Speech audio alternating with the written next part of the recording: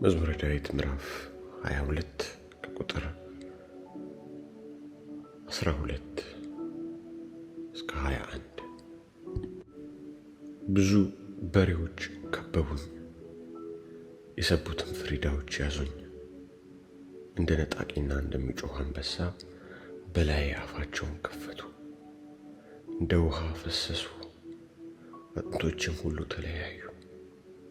ልቤ እንደ ሰም ሆነ፣ በአንጀቴ መካከል ቀለጠ። ኃይሌ እንደ ገል ደረቀ፣ በጉሮሮዬም ምላሴ ተጣጋ። ወደ ሞትም አሸዋ አወረድኸኝ፣ ብዙ ውሾች ከበውኛልና። የክፋተኞች ጉባኤ ያዘኝ፣ እጆቼንና እግሮቼን ቸነከሩኝ። አጥንቶቼ ሁሉ ተቆጠሩ፣ እነርሱም አዩኝ ተመለከቱኝም። ልብሶቼን ለራሳቸው ተከፋፈሉ፣ በቀሚሴም ላይ ዕጣ ተጣጣሉ። አንተ ግን አቤቱ ከእኔ አትራቅ። አንተ ጉልበቴ፣ እኔን ለመርዳት ፍጠን። ነፍሴን ከሰይፍ አድናት፣ ብቸኝነቴንም ከውሾች እጅ። ከአንበሳ አፍ አድነኝ፣ ብቸኝነቴንም አንድ ቀንድ ካላቸው።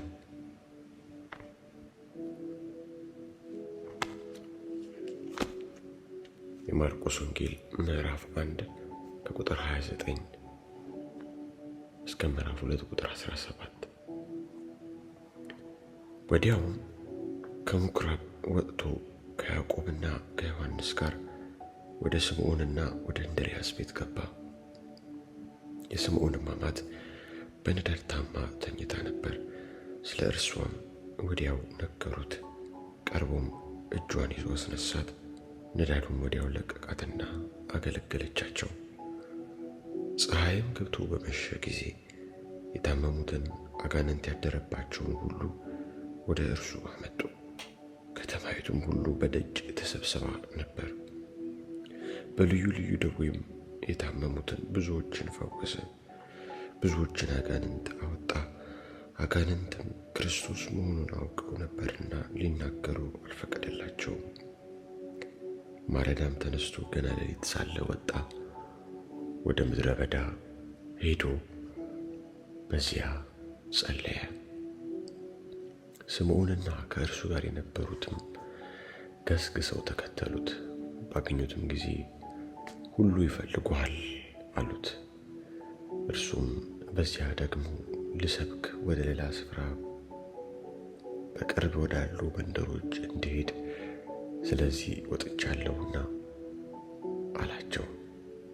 በምኵራባቸውም እየሰበከ አጋንንትንም እያወጣ ወደ ገሊላ ሁሉ መጣ። ለምጻም ወደ እርሱ መጥቶ ተንበረከከና ብትወድስ ልታነጻኝ ትችላለህ ብሎ ለመነው። ኢየሱስም አዘነለት፣ እጁንም ዘርግቶ ዳሰሰውና እወድዳለሁ፣ ንጻ አለው። በተናገረም ጊዜ ለምጹ ወዲያው ለቀቀውና ነጻ። በብርቱም ተናግሮ ወዲያው አወጣው። ለማንም አንዳች እንዳትናገር ተጠንቀቅ፣ ነገር ግን ሄደህ ራስህን ለካህን አሳይ፣ ለእነርሱ ምስክር እንዲሆን ስለ መንጻት ሙሴ ያዘዘውን አቅርብ አለው። እርሱ ግን ሲወጣ ብዙ ሲሰብክና ነገሩን ሊያወራ ጀመረ። ስለዚህም ኢየሱስ ተገልጦ ወደ ከተማ መግባት ወደፊት ተሳነው። ነገር ግን በውጪ በምድረ በዳ ይኖር ነበር። ከየስፍራው ወደ እርሱ ይመጡ ነበር። ከጥቂት ቀን በኋላ ወደ ቅፍርናሆም ደግሞ ገብቶ በቤት እንደሆነ ተሰማ። በደጅ ያለው ስፍራም እስኪጠባቸው ድረስ ብዙ ሰዎች ተሰበሰቡ። ቃሉን ይነግራቸው ነበር። 4 ሰዎችም የተሸከሙትን ሽባ አመጡለት። ስለ ሕዝቡም ብዛት ወደ እርሱ ማቅረብ ቢያቅታቸው እርሱ ያለበትን የቤቱን ጣራ አነሱ። ነድለውም ሽባው የተኛበት አልጋ አወረዱ። ኢየሱስም እምነታቸውን አይቶ ሽባውን አንተ ልጅ ኃጢአትህ ተሰረየችልህ አለው። ከጻፎችም አንዳንዶቹ በዚያ ተቀምጠው ነበር። በልባቸውም ይህ ሰው ስለምን እንደዚህ ያለ ስድብ ይናገራል? ከአንዱ ከእግዚአብሔር በቀር ኃጢአት ሊያስተሰርይ ማን ይችላል ብለው አሰቡ። ወዲያውም ኢየሱስ በልባቸው እንዲህ እንዳሰቡ በመንፈሱ አውቆ እንዲህ አላቸው፣ በልባችሁ ይህን ስለምን ታስባላችሁ? ሽባውንስ ኃጢአት ተሰረየችልህ ከማለት ወይስ ተነሳ አልጋህን ተሸከምና ሂድ ከማለት ማናቸው ይቀላል? ነገር ግን ለሰው ልጅ በምድር ኃጢአትን ሊያስተሰርይ ሥልጣን እንዳለው እንድታውቁ ሽባውን አንተን እልሃለሁ፣ ተነሳ አልጋህን ተሸከምና ወደ ቤት ሂድ አለው። ተነስቶም ወዲያው አልጋውን ተሸክሞ በሁሉ ፊት ወጣ። ስለዚህ ሰዎች ሁሉ ተገረሙና እንዲህ ያለ ከቶ አላየንም ብለው እግዚአብሔርን አከበሩ።